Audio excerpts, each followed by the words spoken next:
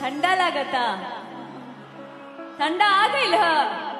नहीं नहीं। अक्षरा सिंह का कल का स्टेज शो देखने लायक होता है। जी हाँ मेरे भाई, आप लोग को बता दें, अक्षरा सिंह का काफी बवाल तरीके से स्टेज शो मनाया जाता है और वहाँ पर अक्षरा सिंह काफी बवाल मचाते हुए नजर आती हैं। दोस्तों आप लोग को बता दें, इतने ठंड में वहाँ से दर्शक हटने का नाम नहीं ले रहे थे और अक्षरा सिंह का स्टेज शो का मजा ले रहे थे। जी हाँ मेरे भाई, आप लोग को बता दें, अक्षरा सिंह ने अलग अलग इंडस्ट्री में जाकर भी काम करने वाली, वहाँ पर जाकर खुलासा भी कर चुके हैं। दोस्तों आप लोग को बता दें, अक्षरा सिंह बोले कि भोजपुरी इंडस्ट्री से बाहर भी जाने वाले हैं बाबू। दोस्तों आप लोग को बता दें, बहुत सारे लोग कोशिश कर रहे थे कि हम भोजपुरी इंडस्ट्री से जाकर बाहर काम करें, एक गाने में काम मिल जाता है तो लोग खुश हो जाते हैं, लेकिन आप लोग को बता दें, पूरी मूवी में लीड रोल में देखी जाएंगी अक्षरा सिंह।